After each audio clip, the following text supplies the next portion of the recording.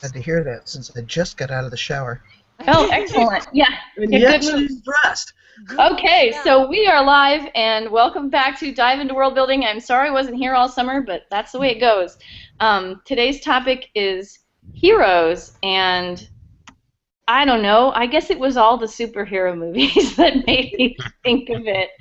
Um, so we can discuss superheroes if you'd like, but it struck me that we have various definitions of heroes that we use in our writing, and there are like 8 million shades of heroes. You know, there's the classic hero, the unlikely hero, the anti-hero, and I started thinking to myself, you know, how. Whoa. Oh, dear me, I went away for a second.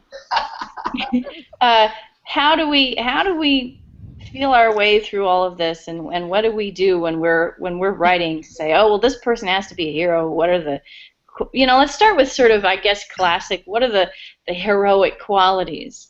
And thews are not high on my list, though they are often on the list. Use Mighty Thews, views. like. THEWS. Okay. Right to the heart of the matter. Okay. Well, personal self-sacrifice is the hallmark of the hero, right? Ah, okay. I And wonder about that. I just got back from seeing Guardians of the Galaxy a couple of days ago, and it seemed to me there was a lot of self-sacrifice involved. well, it's interesting. There's a certain degree. I mean, I think this is going to end up shading over into protagonists, because protagonists are not always heroes, but they often are heroes. And one of the things that I was thinking about when I was writing the other day is I have my protagonist, and I was like, I should really give her an opportunity to be kind to some people. You know? Why? uh, because otherwise, I guess a sort of a caring for others might be a good quality in a hero. Caring about the safety of the universe while being totally self-serving sometimes works, but it's not what I would call part of the core prototype of the hero. So, Sociopaths don't make good heroes. It can work, but they're not. Reader empathy doesn't work as well, I think. yeah. Um, Well, people love Dexter. Hmm. Yeah, but they love those characters because of the support cast, right? If you look at Dr. Pearson Perception, or you look at Sherlock Holmes, people like Holmes because of Watson, because they're looking at him through Watson. So your identification is a little bit different in those cases. It's not yep. the sociopath that you're fixated on, it's how that person is regarded by everybody else. Which is how you can get someone like Dr. House, who, really should have just been thrown in jail a long time ago. But Yeah, totally. I'm sorry, what's that lady's name? The lady who was just speaking? Kimberly? Kimberly. Kimberly, nice to Yes. meet you. Nice to I meet like your point. It's the way the supporting cast both supports and restrains the sociopath that Right. gives him a frame, or her a frame in which to rise to the occasion. Mm-hmm. I like that. I'm going to write that down. Okay. Cool. Yeah. No, in fact, when you were talking before you even got to Dr. Watson, I was like Dr. Watson, Exactly. So, Well, and you see the same thing with Doctor. I'm using television references here, but you see it literarily as well with mhm. the mysterious main character that is arguably the hero, but they're not the one that we're the most interested in. Usually, they're not the one that your audience identifies with, Right, right. which is probably a good thing because someone like Dexter, I don't know, man. Yeah. Yeah. I think the Dexter books are first person. Yeah, they're Actually, different. so Dexter's a there's little no different on filter. paper. Yeah, I haven't read them, but I liked it when I saw it, that they are first person. I thought. It is sort of an unfiltered view from a sociopath. You can get people to sympathize with the sociopath, and to understand their struggles and their goals, for example. In a way, I think it has to do with whether those goals align with the goals that the audience might have. In terms of, say, Dexter, Yeah. because Dexter's getting stuff done when nobody else can, I guess, is sort of the core deal with him, right? And so the fact that his goals align with ours can help us to sympathize with his struggles. Hey, Mark, welcome. You're on mute at the moment, and I'm not going to be able to change that, but if you'd like to participate in an auditory fashion, you're going to have to hit a button somewhere on your screen. There we go. That's probably it. Yeah, you know what? That happens often when people join in after everybody's gotten started. I swear, we're almost at capacity here. This is crazy. So do you guys relate to what I'm saying about whether the goals of the protagonist align with the audience's goals? Well, with Dexter, the thing is, you have to make bad guys who are worse than he is, so he looks good by comparison. I mean, he's nuts, right? But his father trained him to be useful, to make use of his warped qualities in the service of society, rather than as eating society, preying on society. Right. I also think that his trying to stay within those guidelines is what makes him the sympathetic character that he is. Right, and you can also, so I think you've brought up a really important point here, and Lillian, I believe it was, and that is context. Because context is everything. Context is everything. I mean, you're setting up this situation in such a way that one person stands out as outstanding and maybe getting stuff done in the way. I think, for example, I think back to like Conan the Barbarian, right? Mm-hmm. I've always found him eye-rolling, but my exposure to him, I admit, was only in the form of Arnold Schwarzenegger. You guys might know John Stevens from SF Signal because he's been up there a lot of times. So he's new, but I don't feel like he's new.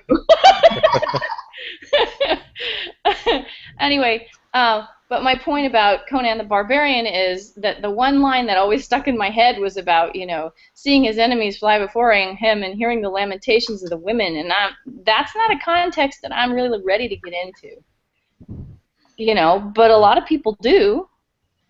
So, and then you have to sort of say, well, is there something that all heroes have in common? Because, what makes Beowulf stick around, I suppose we could go back to the whole hero's journey discussion and talk about, well, there are these great commonalities and stuff like that. Well, look at Sanjuro. A lot of Kurosawa's male characters came from Sanjuro Kill, that novel. Yojimbo is a fun movie for a lot of reasons. I'm a Japanophile, for those of you who don't know. But in Sanjuro, if you pay attention, most of the time he's asleep. And that's because he's not needed right then. He's either asleep or he's eating, which is what a soldier does. So the younger boys come rushing in saying, this is going on. And Sanjuro says, is this happening? Is this happening? Is this happening? No? Okay, wake me up when this happens. That's awesome. He is the mature warrior. He has perspective. And that's the point I wanted to make. Heroes often have some amount of perspective. Pat, you were talking about Star-Lord in Guardians of the Galaxy. He's grown up with the Ravagers. He has perspective on which police forces are badass and which police forces he can laugh in the face of. Now, maybe that doesn't make him a hero, but it makes him somebody who gets things done, like you're saying, Juliet. Mm-hmm. Well, he also grows more through the movie, coming to care about larger things than his comic book. So. Yeah, you see that arc a lot. People coming to care about larger questions and problems and growing in their ability to have compassion for other people. And actually, it also tends to correspond with these characters growing into a position where they're no longer completely isolated from all humanity. The whole arc that you see in Guardians of the Galaxy with, wow, we never had friends that were worth dying with, kind of stuff, that sort of thing is also very important. If you And see they my put aside their point. personal agendas, too. Mm-hmm.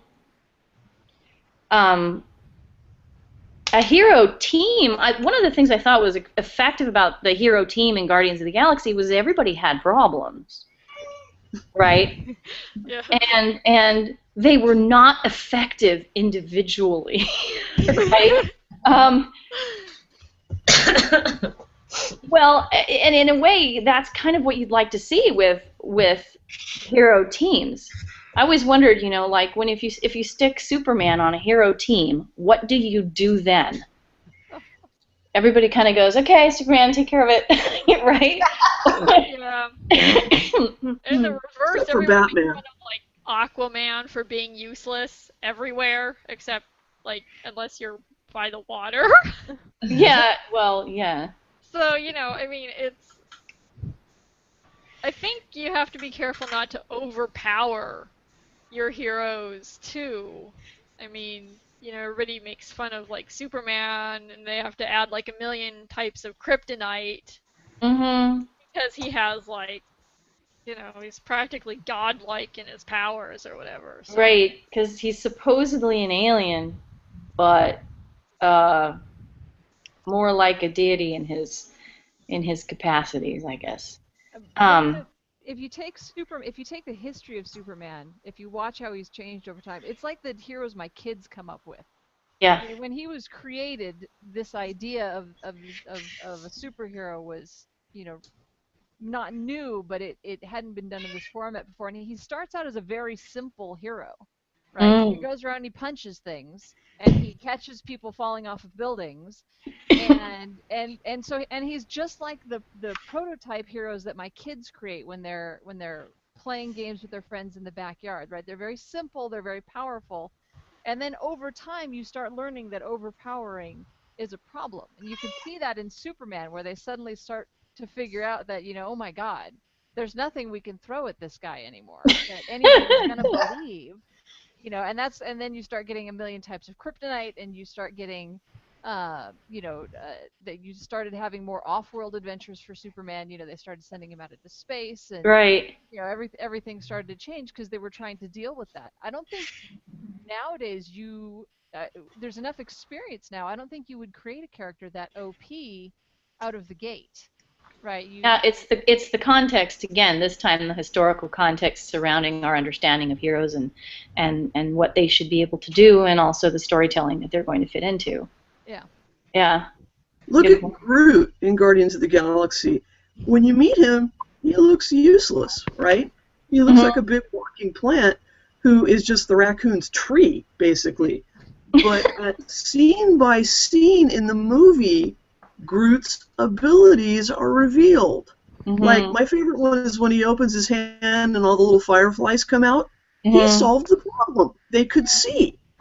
And like in the prison, when he sticks to, what do you want to call it, rootlets up that guy's nose, and renders the big, ugly badass totally neutralized.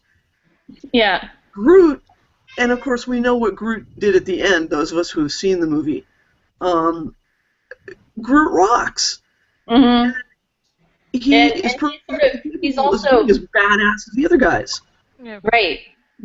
But one of the ways that they keep he's sort of, the reveal after reveal, or as I prefer to say, revelation after revelation with that guy.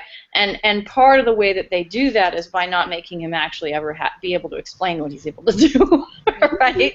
Because if he could just say, I can do this, Groot. this, and this. He did have a bit of a Lassie quality. Lassie?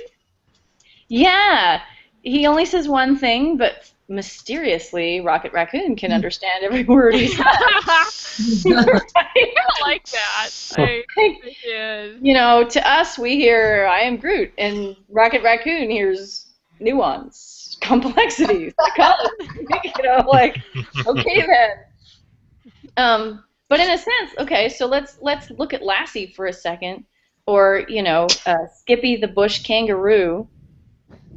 These animal heroes, right?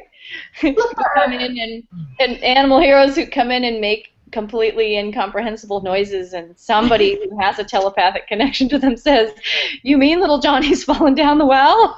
Let's go help!" Right? I guess those characters are more defined by their actions. Again, Right. I guess that goes back to goals. Well, R2-D2 is a really interesting question. R2-D2 always knows more than he's telling. He always knows more than he's telling. Actually, that is a really good comparison. Groot and R2-D2 have a lot in common because they both have that. I'm going to be the quiet, stoic type and completely incomprehensible, and need a translator. And then I have all these abilities and knowledge that you have nothing, no way of accessing. Right. Doesn't that make R2-D2 kind of a jerk? He has his moments. A little passive aggressive there. It kind of. Well, that kind of a character is not really suitable to be the main hero. Yeah. Right? Like, if you put I guess we have the sort of strong, silent type hero that we can sometimes have, and that, I guess, would work. But it's a little bit like the sociopaths. They always need a translator. Like the Clint Eastwood sort of man with no name spaghetti westerns where he, says nothing, just grunts and scowls, shoots people, and saves the town, but for money or something. I've never made it through one of those. I'm sorry, I've never made it through an entire one of those movies. Well, it is very mysterious. I think that one goes back to goals in part. With a strong silent type who has a mobile face, I suppose we can read emotion a little bit. Actually, here's an interesting thing. Brian, I think you're muted, and you're going to have to push a button if you'd like to join in verbally. I've been reading a lot about Big Hero 6, which isn't out yet, but is coming out soon. And I think that's a really interesting question. Oh, okay. Great, Brian. Thanks for explaining.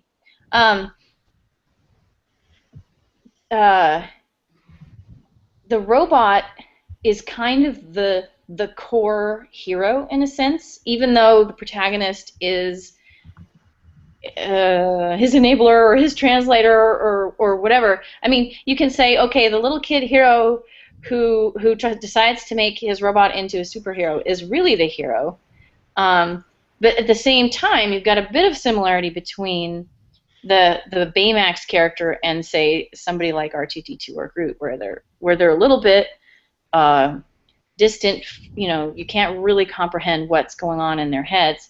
And in one of the articles I was reading, they were talking about how they designed Baymax's face based on Japanese bells that have these round things. Here, I'll draw it on a piece of paper, and then they have a little slit in the bottom of them, so that it looks kind of like this. Like Right. Jingle Bell. It's actually Sorry, that's a giant, like Pokemon. a giant. It's the kind of the giant type of belt that has, yes, exactly. but it was based on these giant bells that they have at the shrines, and they decided to use that for his face, and they had this big debate about whether he should have a mouth.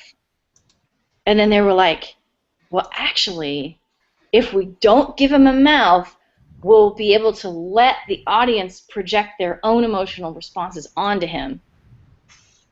And maybe that's the key to these non-speaking types, in a way, that as long as we're given enough to relate to, we can start projecting.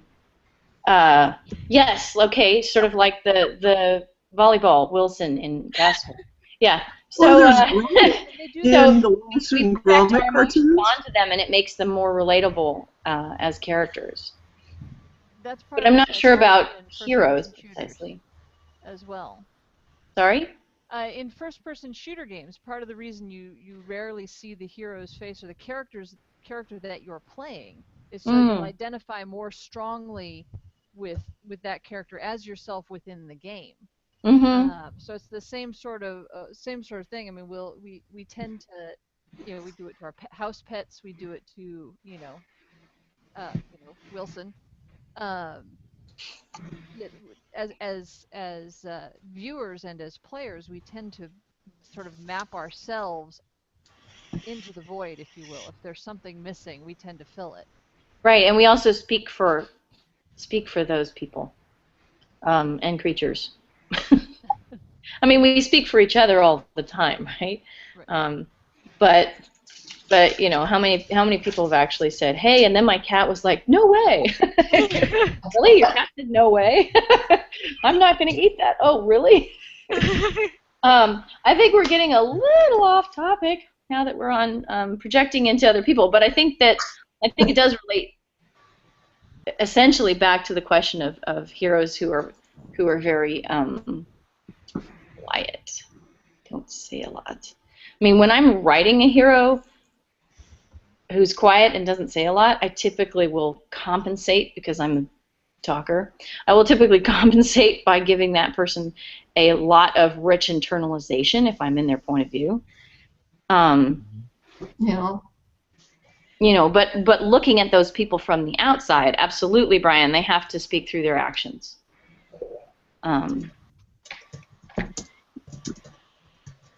Juliet? Yep. In my current book, I'm working with Japanese characters. Yep. And they don't talk much.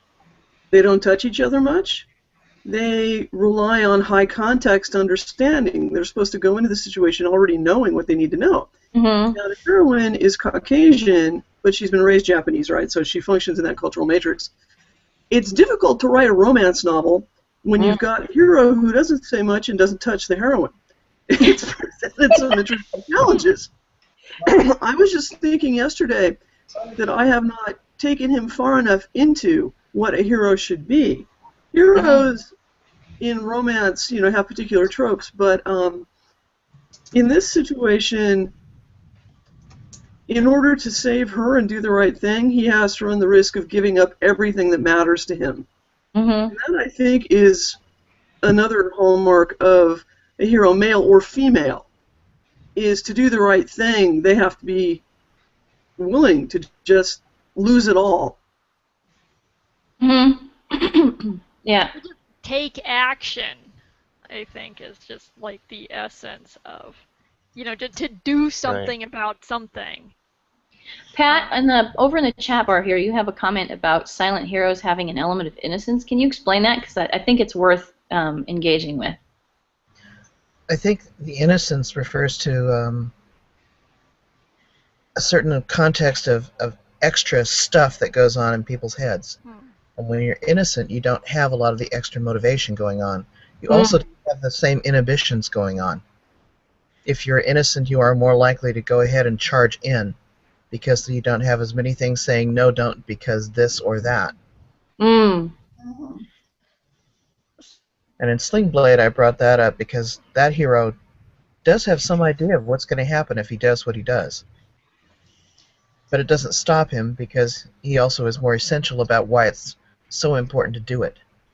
Yeah. Yeah, I can see Reggie though seem like the opposite because I think we also like the Clint Eastwood. You associate silence almost in Western like action movies and things as like it's a sign of badassery. Um, you know, Right. it's It's your past that you can't talk about. yeah, it's like the more badass you are, the less you have to say. Um, yeah. So I think there's a Hmm. stronger association, yeah, with.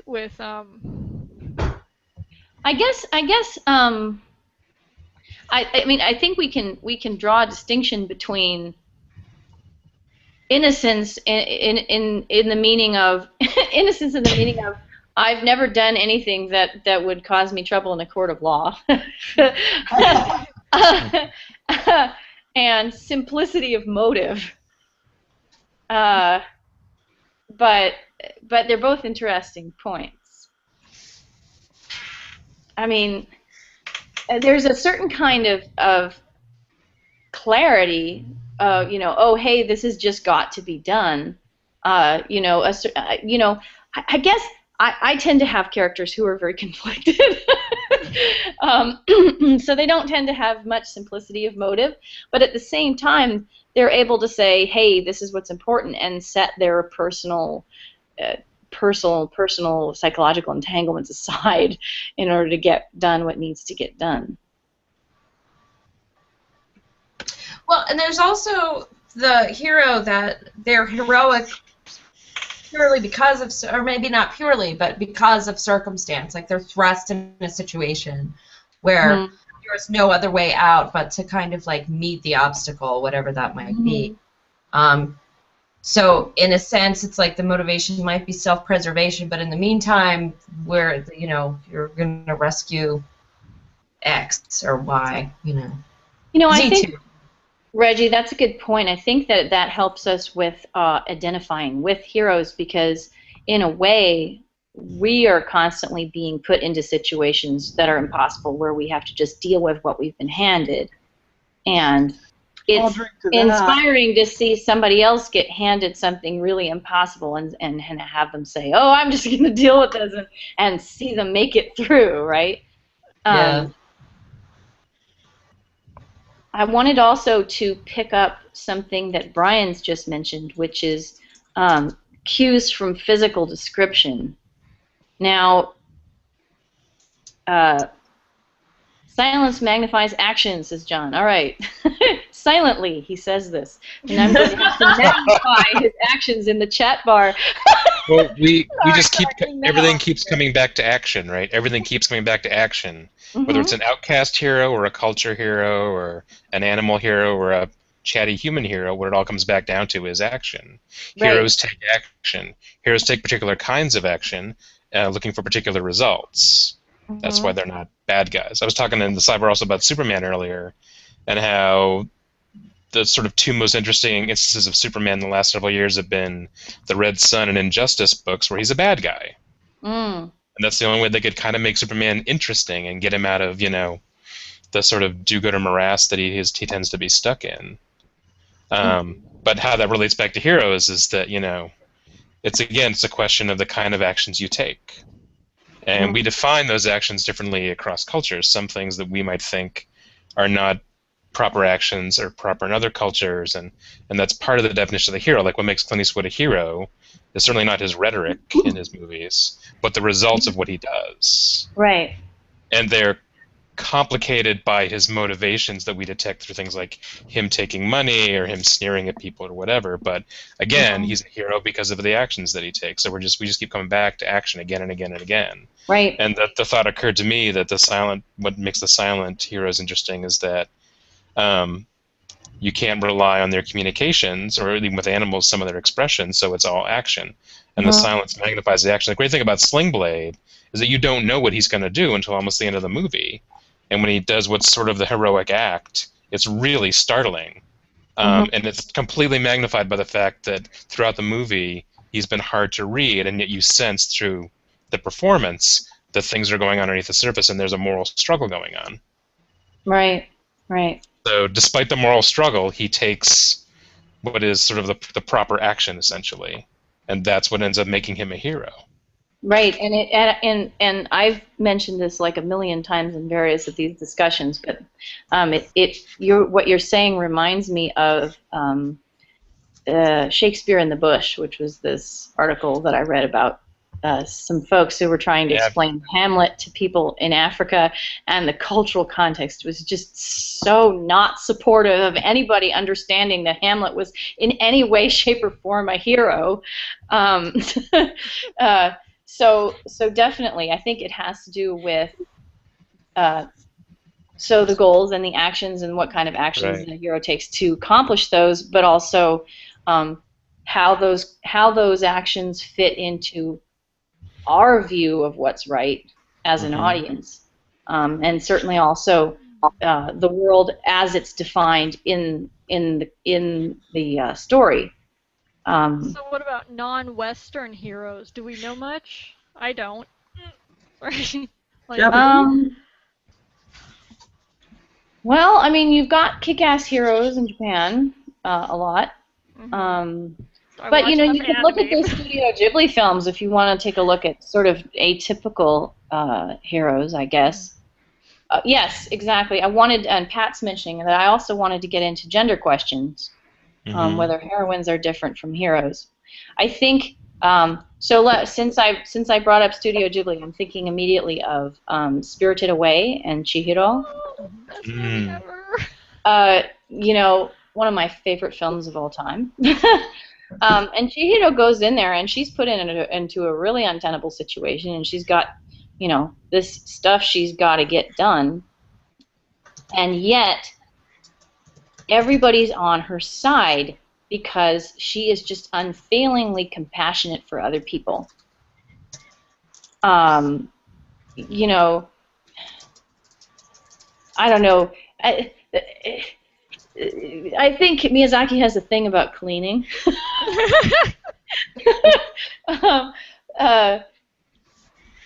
From a fairy tale But perspective, all of his heroines are always cleaning stuff. I tend to read, a lot. Miyazaki in particular draws a lot both on Western and Eastern fairy tales and mythology, and cleaning runs strongly in the mythology of both cultures. It's the back door. It's the secret way into the castle. It's the way to get the wizard to look the other way. Right. I mean, in both cultures, you see that as a character, and it's usually a female character comes in and they agree to clean their house, or they come in and they say, "I'm your new maid," or something. And so it's it's the thief's entrance. It's the going up and banging on the castle gates. It's it's the secret bolt hole to the side that lets you in. And so I think as for Studio Ghibli in particular, I think he taps into that very heavily. With almost all, I mean, if you look at Howl's Moving Castle, if you look at, it's in all of them. But you never see men having to go in and clean something.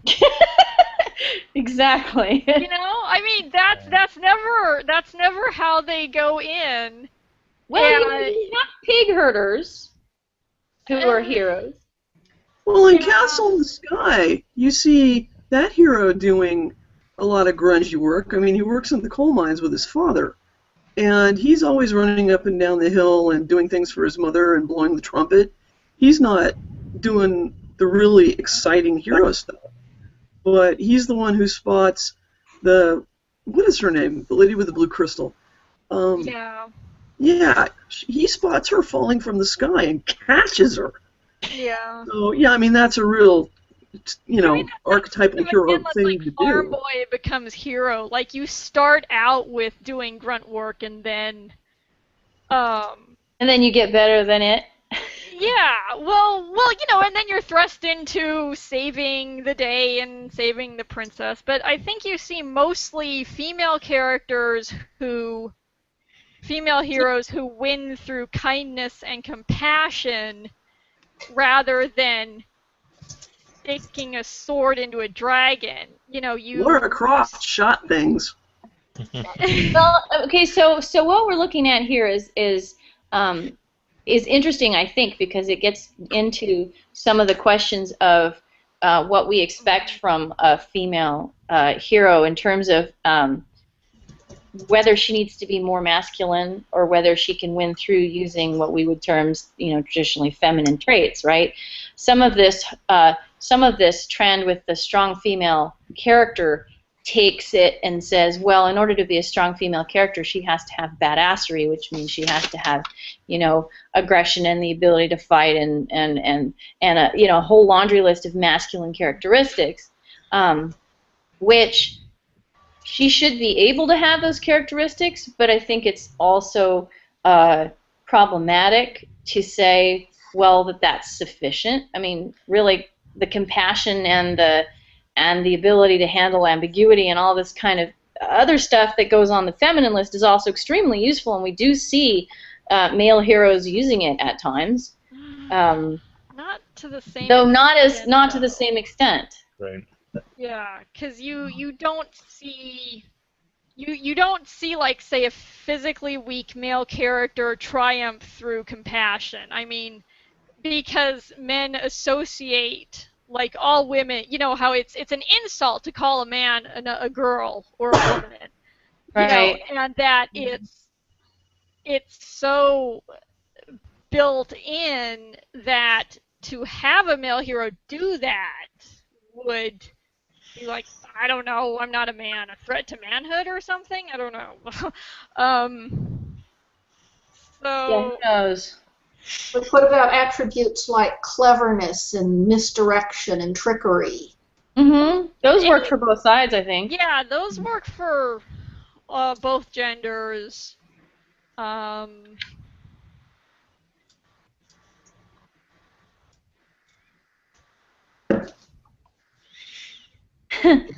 both genders, but I think trickster figures will take a different approach on all of that.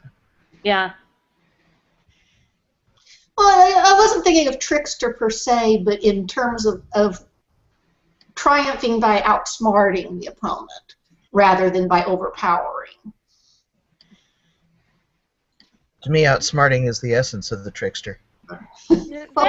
That's acceptable for men, very much, because men are the height of smartness or something. Well, I think there is.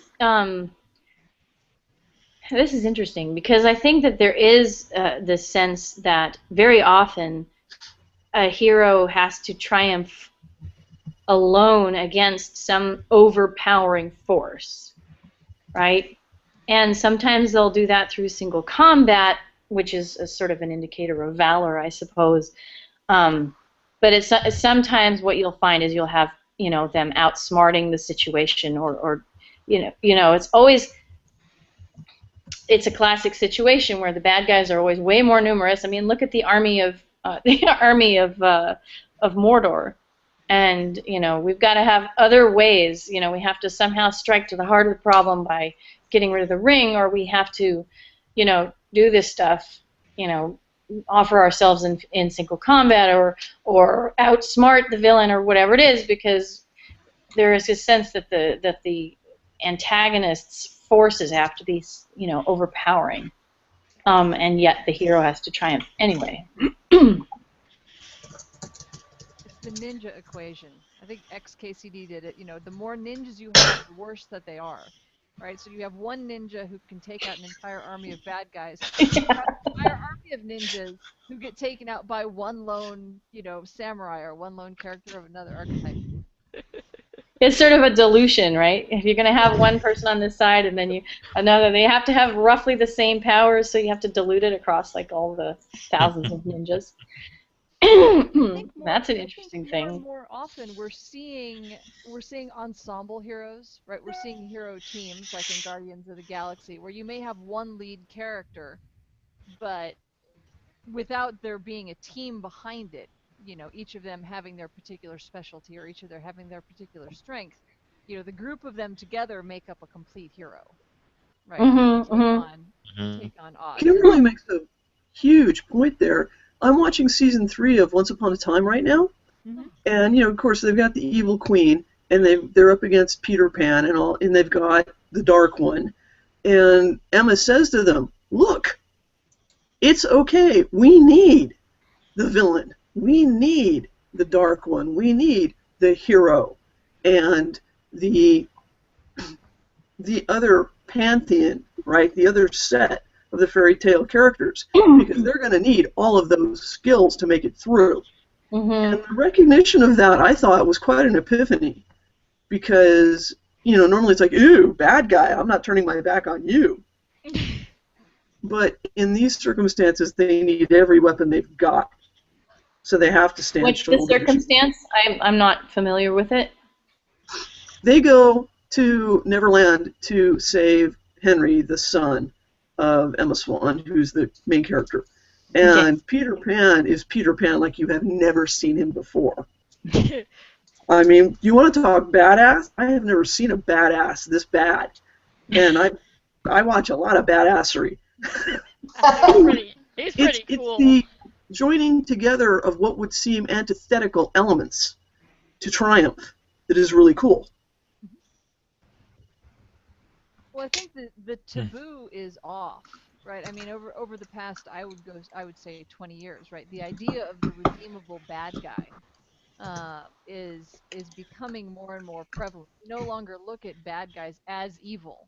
They're just good guys we haven't converted yet, or they're misguided individuals, right? I mean, they just retconned Maleficent, who was originally just, it was a symbol of evil rather than being an actual character, and now, now we can understand her pain and everything, get a sense of where she's coming from. And so I think, you could even potentially have a storyline right now in which the Batman and the Joker team up, if circumstances were right, and everybody would buy it. Yeah. Because that's where storytelling is right now. Is that the bad guys are more interesting most of the time because they're deeper, complex characters. And now that we sort of have the ability to not turn them into good guys, but make them a little more gray, lets us do a lot more interesting things with the story. In Dresden Files, Johnny Marcone was the mob boss who's turned into the Casablanca of Chicago, and he's a very great, very gray, very clinical bad guy. This is what I want and this is what I need, and if I have to shoot you 5 guys, okay, there you go. This feeds back into what we were talking about before with Dexter, sort of these logical bad guys as opposed to simply being irrational evil. Yeah. I like you, Kimberly. Marconi's a really good example of this. I hadn't thought of that.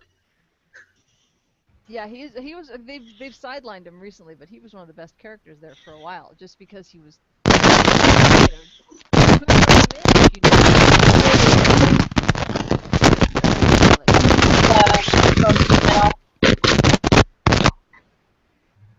Sorry.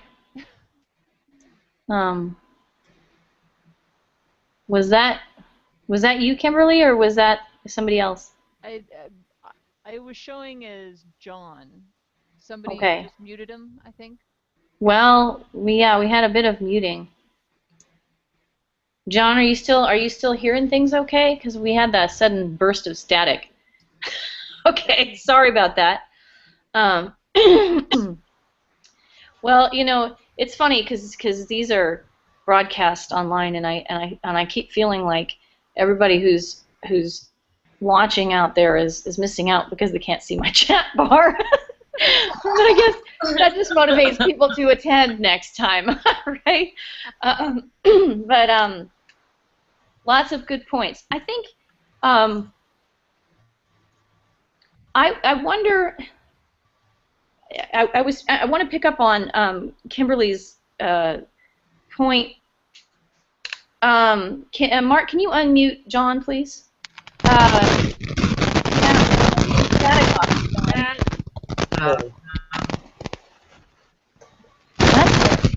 No.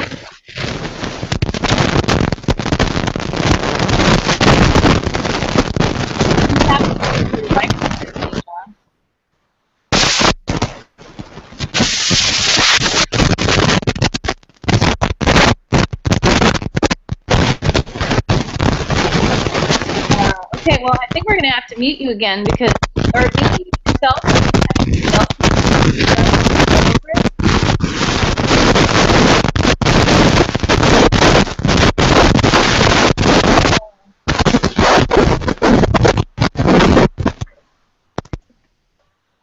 Okay.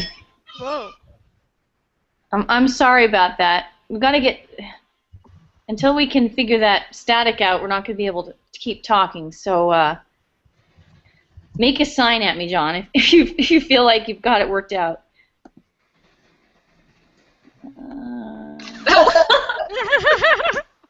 Now I don't know how. You know what? I don't know how to unmute you now. Try from your end. Oh, I have it muted too.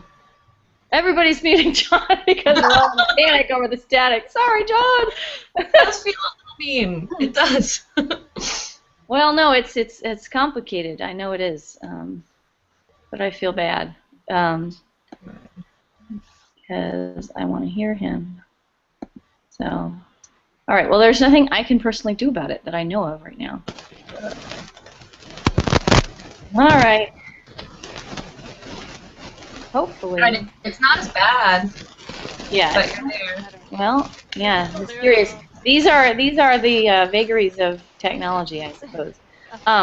So let me see if I can get my point back about gray areas. I think that we have much more interest in gray areas in modern times. And John gets to be the silent hero. Yes! I think that we have more of an interest in gray areas in modern times, and I think yeah, I'm afraid he's going to have to be silent again. I think it has a lot to do with this question of global culture and the kind of differences that we are able to see around us. Yeah. The headphones have come off. All right. What am I saying? Oh, okay. So, like, diversity is increasing in our societies, right? And so we have a lot of different perspectives around us, and we're less likely to be immersed in a sort of monolithic culture where evil and good are defined in very consistent ways. So I think, in fact, that has an influence in making people vastly more interested in nuances of what's good and what's bad. So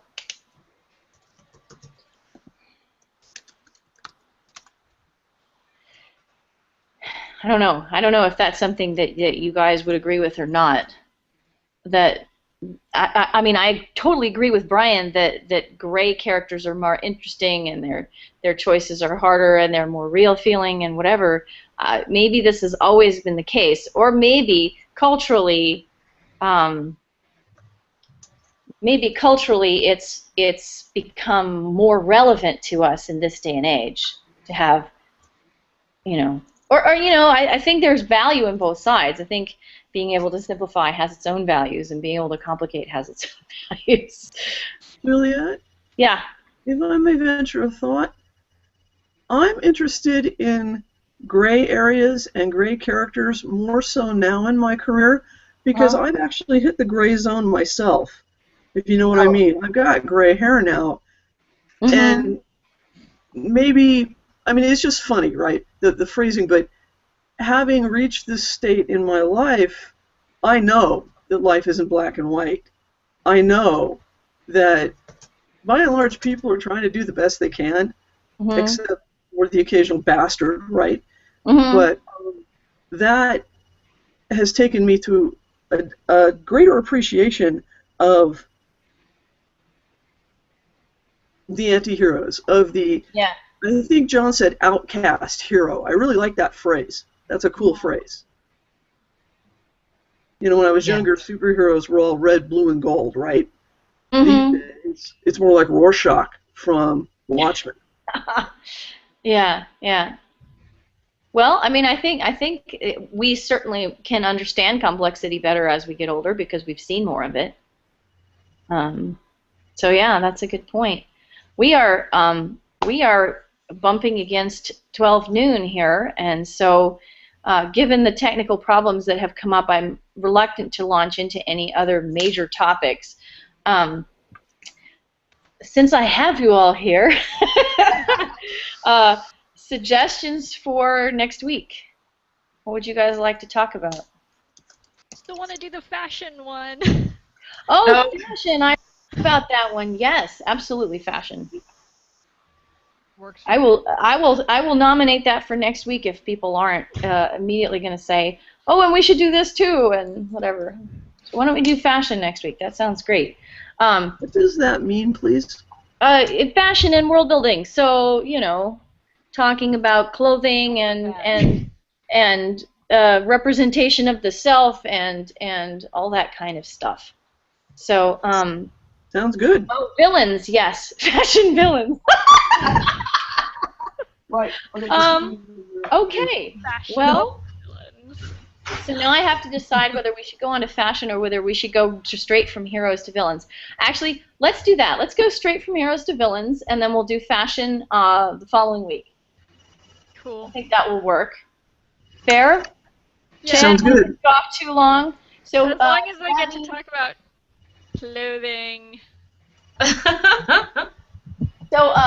So I guess that means that the 11th will be villains, and then the 18th will be fashion. Yay. Works. Super. Hey, super nice to have you all here. Mark, it was great to have you. There is no requirement for lots of talking. I do lots of talking because it's just what I'm like. It's all good. But we're happy to have you here, and your contributions were very great. So glad that you could make it this time, John. I hope you can hear me. I have an appointment. I've got to go. Nice All to right, meet you Lily, guys. great. So I'm signing off. I'm going to stop the broadcast.